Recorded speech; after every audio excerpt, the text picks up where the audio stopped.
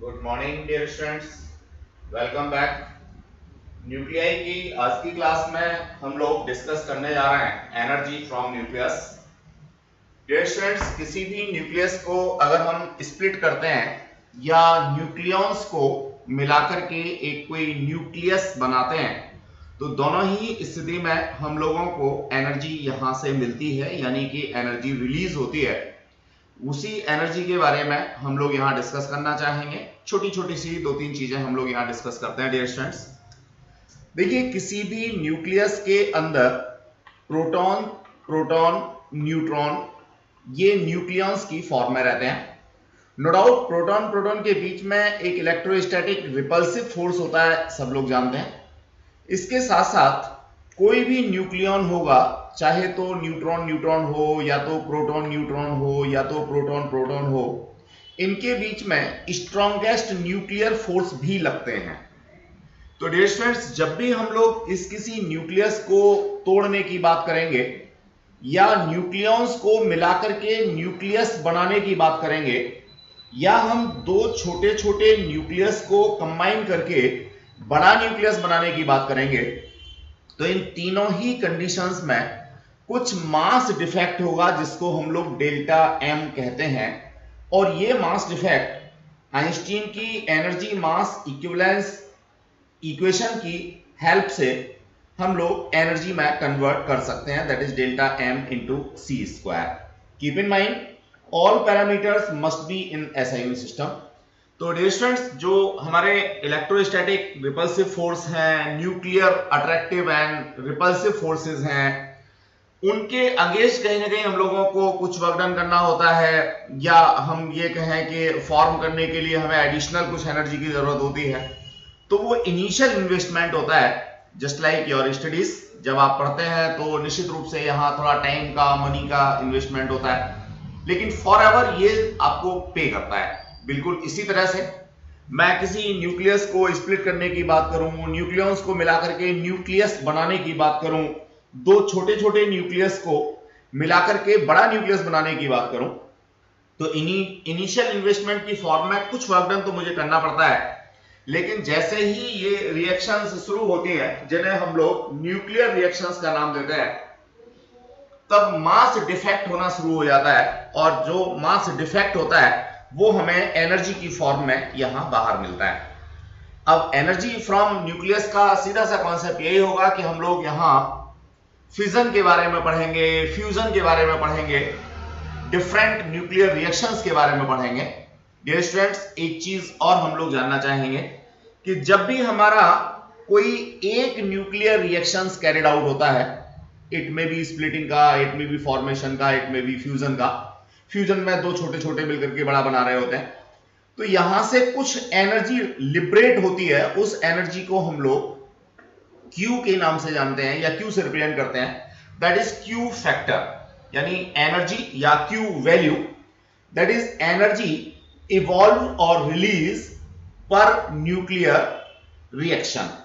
तो dear students, ये जो एनर्जी का कॉन्सेप्ट है ये ऑलवेज प्लस का होता है, यानी एनर्जी हम लोगों को यहां से मिलती है जैसे ही कोई न्यूक्लियर रिएक्शन शुरू हो जाती है।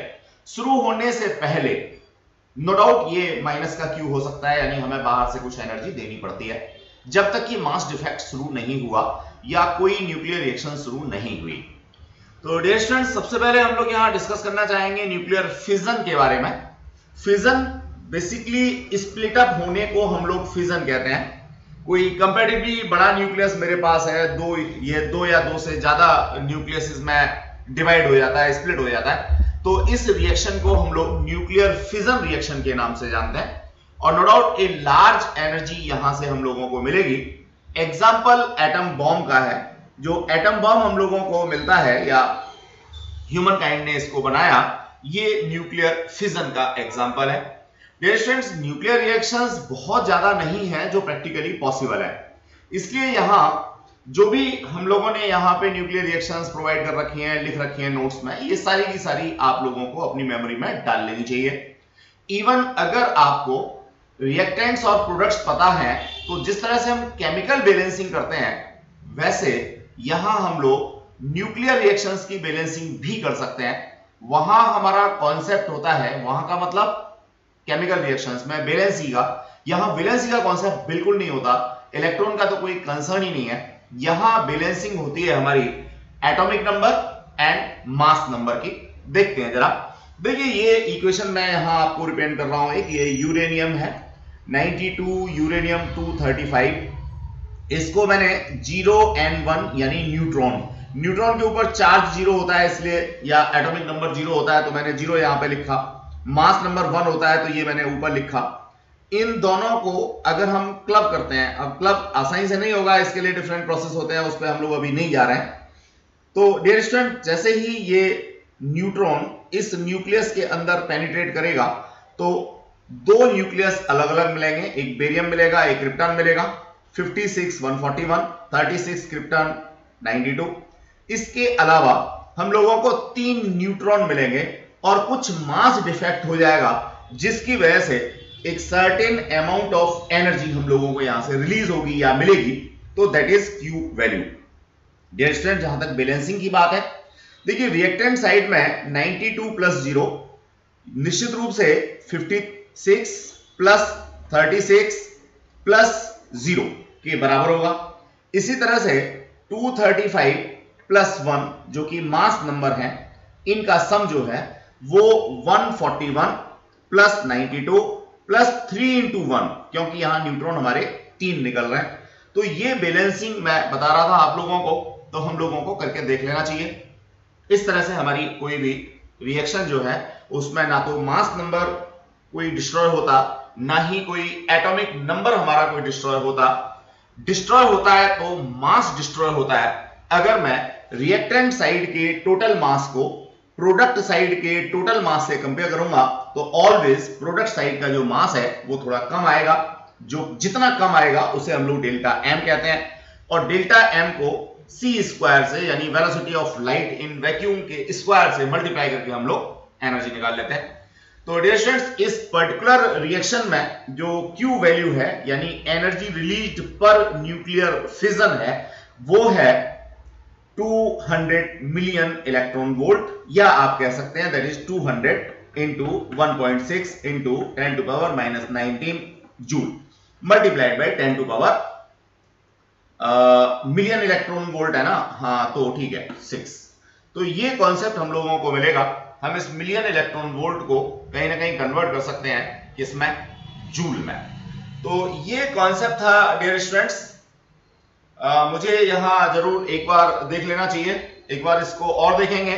ये मिलियन इलेक्ट्रॉन वोल्ट है, इसको इलेक्ट्रॉन वोल्ट में अगर मैं कन्वर्ट करूंगा तो m यहां से हटा दूंगा, इंटू 10 टू पावर 6 लिखूंगा, और फिर इस इलेक्ट्रॉन वोल्ट को जूल में कन्वर्ट करूंगा तो मैं ऐसे लिख सकता हूं। डियर स्टूडेंट्स, कुछ और पॉसिबल फिजन रिएक्शंस के बारे में हम लोगों ने यहाँ पे मेंशन कर रखा है। ये सारी की सारी रिएक्शंस आप लोगों को लर्न कर लेनी चाहिए, याद कर लेनी चाहिए। जरा देखते हैं यहाँ पे, बड़ा मजेदार सा कॉन्सेप्ट। अगेन 92 यूरेनियम 235, अगेन हमारा न्यूट्रॉन के साथ एक्ट हुआ ज़ीनॉन, और ये हम लोगों को स्ट्रोंशियम मिल गया। यहां से 2 न्यूट्रॉन मिले। सेम कॉन्सेप्ट में मॉलिब्डेनम मिला। सेम अगर मैं आगे बढ़ता हूं तो यहां पे आयोडीन मेरे को मिलता है, एज वेल एज यहां मैं देखता हूं तो ये लेड और डिफरेंट मेरे को न्यूक्लियाई मिलते हैं। तो देखिए हर किसी में जो मेरे को यहां रिएक्टेंट साइड में है वो यूरेनियम 235 है, यानी यूरेनियम 235 का ही बार बार डिफरेंट अलग अलग तरीके से मेरे को न्यूक्लियर फिजन मिलता है, और हर किसी की Q वैल्यू यहां अलग अलग होगी, यानी हर किसी में एनर्जी अलग अलग निकलेगी। आगे बढ़ना चाहेंगे dear students nuclear chain reaction के बारे में। देखिए होता क्या है चेन रिएक्शन में, ये डायग्राम की हेल्प से ही मैं और ज्यादा अच्छे से आप लोगों को एक्सप्लेन कर पाऊंगा। ये चेन रिएक्शन का कॉन्सेप्ट है। देखिए मैंने एक फिजनेबल कोई भी न्यूक्लियस ले लिया, सपोज दैट इज यूरेनियम 235। यहां से एक न्यूट्रॉन मैंने इसके ऊपर बॉम्बार्ड किया, यहां से 3 न्यूट्रॉन निकलेंगे, 1 2 और 3। अब 3 में से मान लीजिए एक लॉस्ट न्यूट्रॉन है, ये मतलब मैंने कैप्चर कर लिया या इसको आगे रिएक्शन के लिए छोड़ा नहीं है।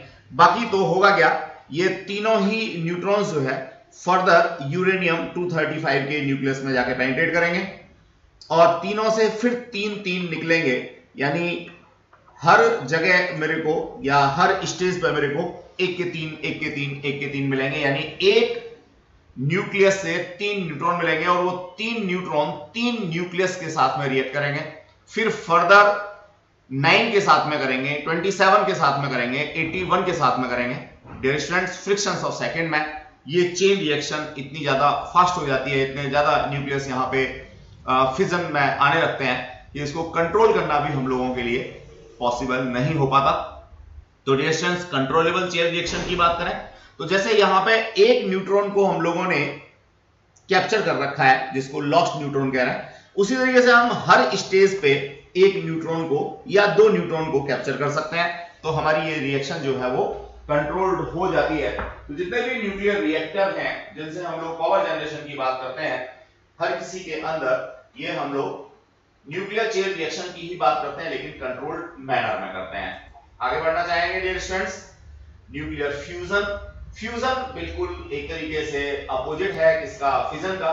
फिजन में जहां हम एक बड़ा न्यूक्लियस कंसीडर कर रहे थे, उसके ऊपर न्यूट्रॉन्स का बॉम्बार्डमेंट करके डिफरेंट छोटे छोटे न्यूक्लियस की बात कर रहे थे, यहां फ्यूजन में फ्यूज होगा, यानी दो छोटे छोटे न्यूक्लियस होंगे, ये दोनों आपस में फ्यूज होंगे at high temperature as well as high pressure.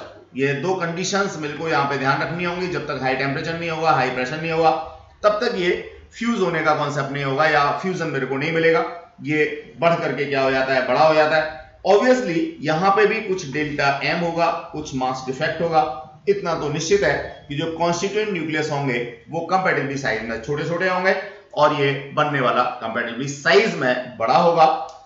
Mass number और एटॉमिक नंबर कंजर्वेशन यहां भी वैलिड है, लेकिन जो मास है वो कंजर्व यहां पे नहीं रहता। कुछ मास डेल्टा एम की फॉर्म में, मास डिफेक्ट की फॉर्म में हम लोगों को मिलता है और इसी को सी स्क्वायर से मल्टीप्लाई करके हम लोग एनर्जी रिलीज की बात कर सकते हैं। यहां भी क्यू वैल्यू होती है, यहां भी निश्चित रूप से हर फ्यूजन में कुछ ना कुछ एनर्जी मिलेगी और उसी एनर्जी को हम लोग अपने यूज के लिए अगर कंट्रोल्ड वे में है तो ला सकते हैं। हाइड्रोजन बॉम्ब इसका एक अच्छा एग्जांपल है।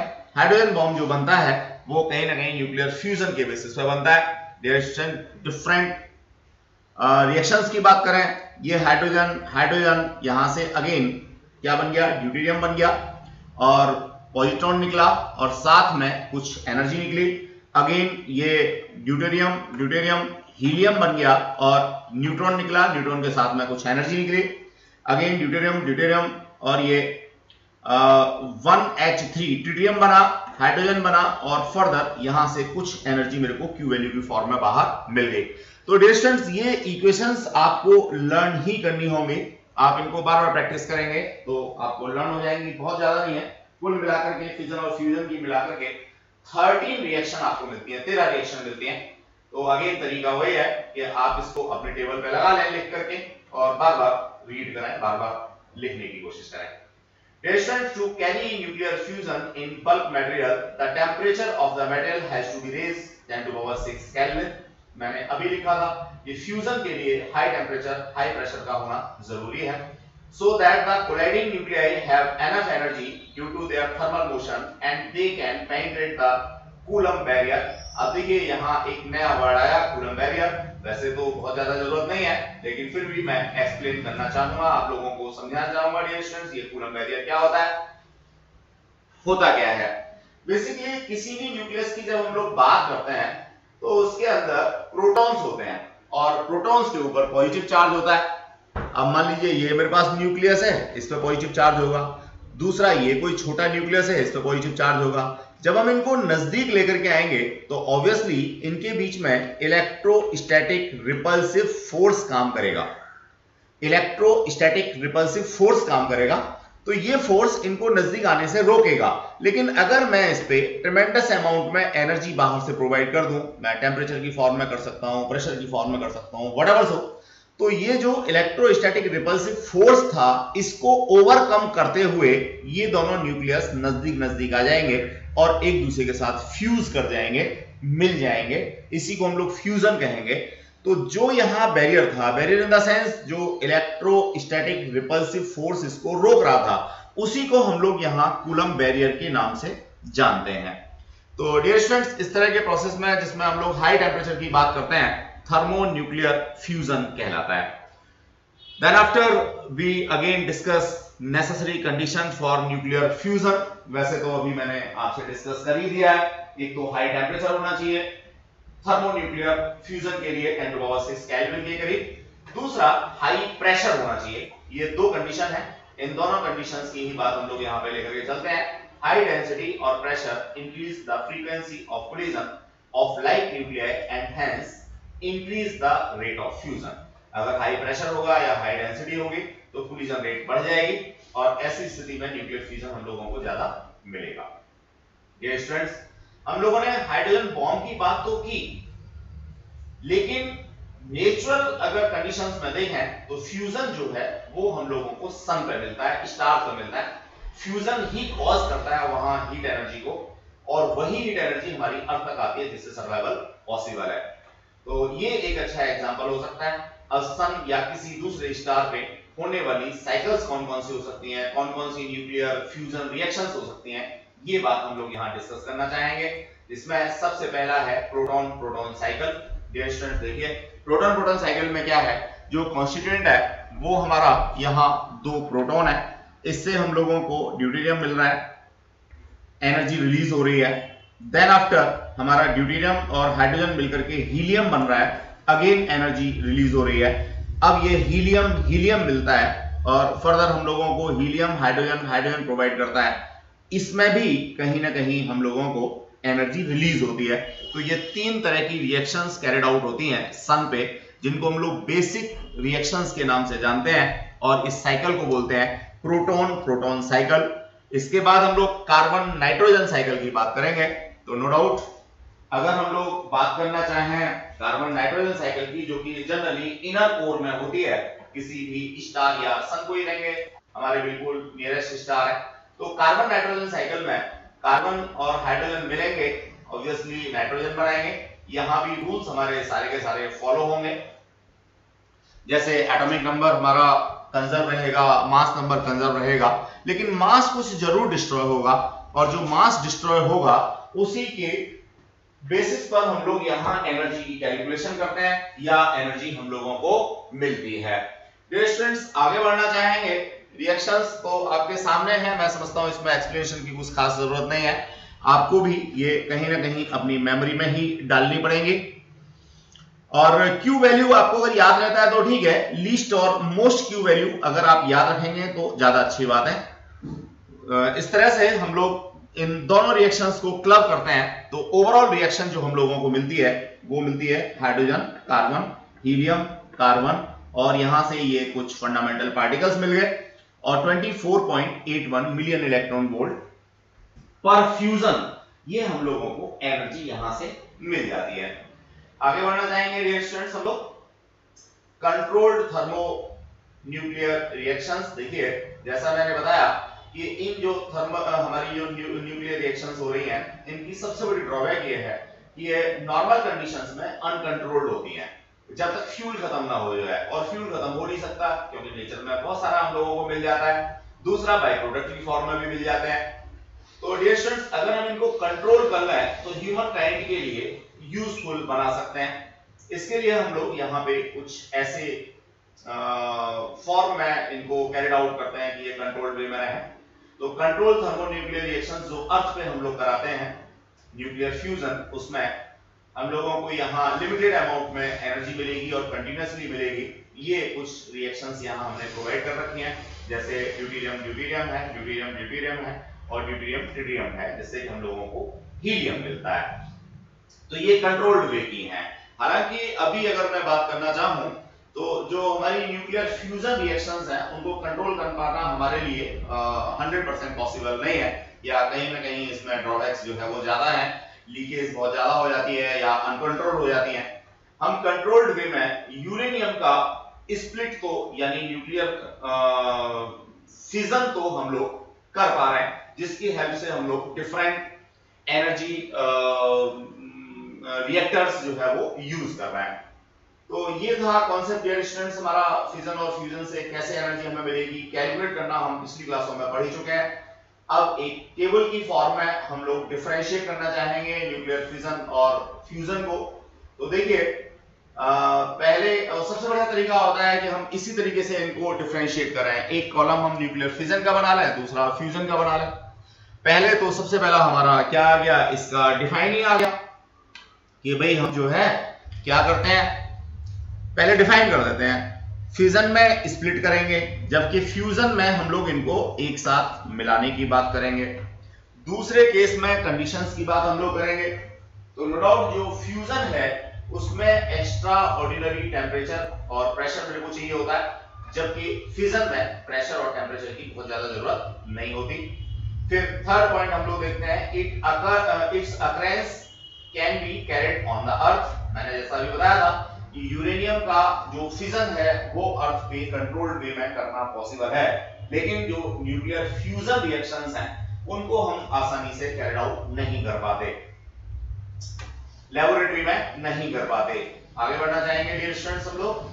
Neutrons are the link particles, यानी जब भी मैं फिजन की बात करूंगा तो किसी हैवी न्यूक्लियस के अंदर मुझे एप्रोप्रिएट टाइम के लिए न्यूट्रॉन को पेनिट्रेट करा के रखना होगा, जबकि जो न्यूक्लियर फ्यूजन रिएक्शंस होती हैं उसमें मेन रोल प्ले करता है प्रोटॉन।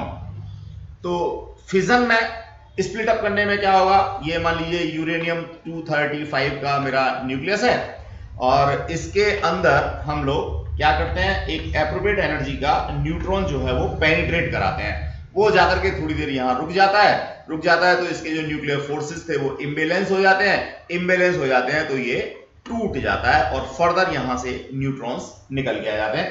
जबकि जो न्यूक्लियर फ्यूजन रिएक्शंस हैं इनमें हाइड्रोजन और हाइड्रोजन मिलकर के डिफरेंट साइकिल्स हम लोगों को प्रोवाइड करते हैं। तो ये कॉन्सेप्ट था डियर स्टूडेंट्स। फिजन जो है वो क्विक प्रोसेस है, जबकि जो फ्यूजन है वो कई सारे स्टेप्स में जाकर के होता है, कई सारी डिफरेंट साइकिल्स, जैसे ड्यूटेरियम साइकिल है, कार्बन नाइट्रोजन साइकिल है, इन फॉर्म में जाकर के तब कैरिड आउट होता है।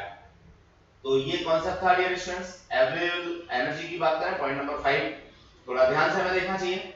Here the energy available per nucleon is small. जो फिजन होता है उसमें पर न्यूक्लियन एनर्जी कम होती है। The energy available per nucleon is large.